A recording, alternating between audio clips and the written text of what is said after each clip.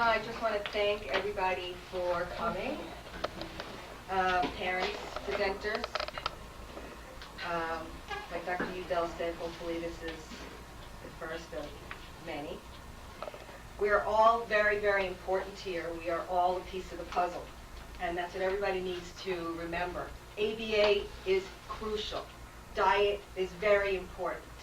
Speech, OT, all of these things are very important. And one thing I want to say about the ABA, it needs to be integrated into the home. It's very important. Okay, you can't just do ABA, a couple hours a week at your ABA center, go home, and not reinforce it at the home. Now, what I do here is hyperbaric oxygen therapy. That incorporates everything. That makes all of these other modalities just work better, faster and better. Well, this is just a little bit about me. I've been in the healthcare for over 30 years. Most of my experience has been with adults when I started in the cardiovascular, working with heart surgeons, open heart surgery. When I worked at Florida Medical Center, I was asked to start a hyperbaric unit there. They hired me for a few different reasons. I went back for training, and I worked with wound patients, but yet I was always getting phone calls from parents and adults. My husband had a stroke, my child has cerebral palsy, blah, blah, blah, can you help me? I couldn't help these people, and I felt like my hands were tied, because if you think about the science behind hyperbaric, you think, of course it's going to work, but yet the hospital would only let me treat wound patients, and so there was a need for this. And so my husband and I decided, hey, we could do this better, and so we did. What is hyperbaric oxygen? Hyperbaric oxygen is oxygen under pressure. The FDA says it's 100% oxygen under pressure. We utilize these chambers here. They kind of look scary, but really, if you see the kids in these chambers, it's the funniest thing. I had a little boy who started 2 weeks ago. Before he even started, his mother came in for a tour, and she says, oh, I don't know if he's ever going to go in there. He wasn't even on the schedule. He jumped up on the bed and started trying to push himself in. They can't get into these chambers fast enough. I think, and some of the moms here who I've treated, they will attest to the fact that the mom is usually more nervous than the child. There's certainly more crying from the mother than the child. Okay, how does it work? Well, we know that these children have certain areas of the brain that are lacking in oxygen or metabolism. They're just not getting enough perfusion in certain areas of the brain. And these areas of the brain, that's the areas of the brain that control their socialization, their speech, their behavior. So what we're doing is putting that oxygen in the brain. And because they're under pressure, they're actually getting new circuits in their brain as well. So they're getting the oxygen and they're getting the pressure. Now, what they have in their brain is similar to like a wound. And we already know, it's been a proven fact, that hyperbaric oxygen helps wounds. That's why they do it in the hospital. Well, what these kids have is basically it's a wound in their brain. They also have a wound in their gut. We know that. So the oxygen also helps heal with their gut. We know that it kills the yeast. The yeast can't grow in an elevated oxygen environment. So any type of the dysbiosis and the bowel inflammation all gets fixed. It just heals from the oxygen. There is a test called the PET scan, and it does evaluate the blood flow in the brain. And so we do know that most of these kids, or all these kids, have decreased blood flow to those areas. And at the end, I have some pictures of SPECT scan, and it'll show you the hypoperfusion before the treatment and then after the treatment. Well, I go in there myself And I'm 80 years old. No, I'm kidding. It's very, very relaxing. When the child or adult, anybody goes in there, we put on their favorite movie for them. We have a whole library of videos. And it's very comfortable. The only thing that they feel are their ears popping the first couple of minutes that they're in the chamber. These kids know how to clear their ears. It's so amazing how they clear their ears. They swallow. Whatever they do, they know what to do, and they clear their ears. And then they just play in there. So it's very comfortable. The temperature is about the same. And I've been doing this a long time, and rarely do we ever have a problem getting a child in. And if we do, it's the first or second treatment, and then we never have a problem getting them in again. Many of the children that we get are nonverbal. And because I think the parents are constantly, we're going to the chamber today, we're going to the chamber today, we're going to the chamber today, you know, whatever. Sometimes that's their first word, is chamber. Any negative side effects? Really? No. Even if your child has seizures, that's one of the indications for hyperbaric is seizures. So there really are very, very few. The only thing are the ears, but we check the ears before they go in and when they come out. So really no side effects. We ask that they wear 100% cotton clothing. We want to decrease any chance of any type of accident. So you go in there with 100% cotton clothing, no oils on their body. They cannot go in with toys, but they can go in with a water bottle.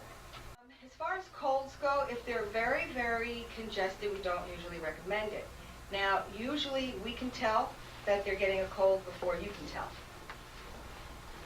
Because as we're putting the pressure on, they will start to do this or pull. We go very, very slowly with these children. Normally, the normal person that would be scuba diving, because this is like scuba diving. So the normal person that would scuba dive to 17 feet, which is usually what we take them to, would take 30 seconds. But it takes us about 10 minutes to get them to pressure. We take them really, really slow because we don't want to hurt their ears. But if they start tugging at the ears, we always know that they're getting a cold before the parent does. And we'll tell them, your son's getting a cold, your daughter's getting a cold. No, he's fine. I'm telling you, he's getting a cold. And 2 days later, he has a cold. I just want to briefly go over this. There are different types of chambers. There's the heart chamber.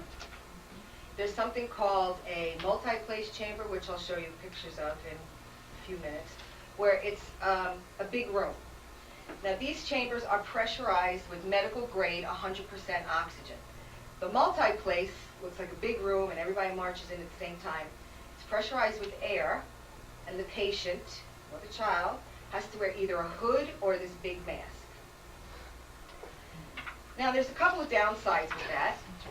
First of all, most autistic children are not going to wear that hood or the mask.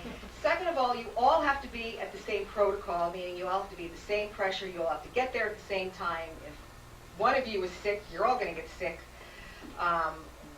It's a little inconvenient where children are concerned.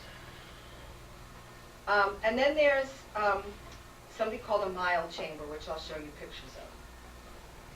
Now, the mild chamber, this is a hyperbaric oxygen chamber. And I stress oxygen because it's run with oxygen. The mild chamber is not pressurized with oxygen. It's pressurized by an air compressor, and sometimes the parent will entrain a little bit of oxygen into it. They weren't designed for this type of therapy. They were actually designed for altitude sickness. And many parents put them in their home, and I think that's great if that's all they can afford or if that's what they were told to do. The problem is, and I've been to many hyperbaric conventions, and one of the leading hyperbaric physicians at the University of Louisiana states it this way. He said, you will get a result, But it's like riding your bicycle to the end instead of riding, a jet engine to the result. Are you going to get there? You may get there, but it's going to take you a long time to get there. When you're talking about a child, you don't have a lot of time. You don't have 30 years to fix them. So will the mild work? Some parents say it does. I get a lot of calls that say, well, I've had the mild chamber for a year and I haven't seen any change. Well, then why do you continue to do it? If you're going to spend $15,000 on a mild chamber, don't. Spend it in something that, that maybe will work, because you're going to be, in the long run, spending less money. As far as insurance goes, we have been very lucky to get insurance reimbursement. Right now, we're involved with the University of Louisiana and the Department of Defense and the VA, and we're treating veterans. And we want to show the government that these veterans that are coming back with brain injury and post-traumatic stress disorder, which is also a brain injury, are getting healed. We're able to fix these guys. We're saving the government billions of dollars in pharmaceuticals because we're helping these guys get back to life, not only front line again, but back to life. Once this study is done in about another 18 months, they will see how effective this treatment is. We want to show the government and the insurance companies that this treatment works. When this study is done, the next study that's being petitioned, that we're already signed up for, is autistic children, which probably will not take as long, because once we have this first study already done and we show that brain injury can be, fixed with other modalities, not just pharmaceuticals,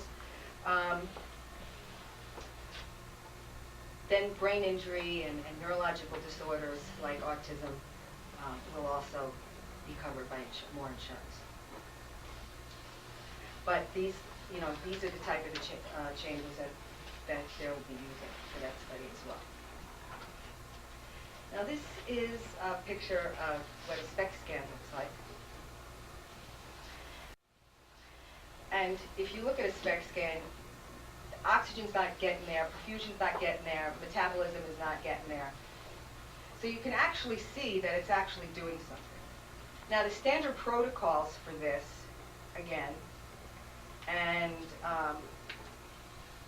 this was set up not only by the Hyperbaric physicians, but it was at the Autism conference in 2004, is 1.5, 100% oxygen.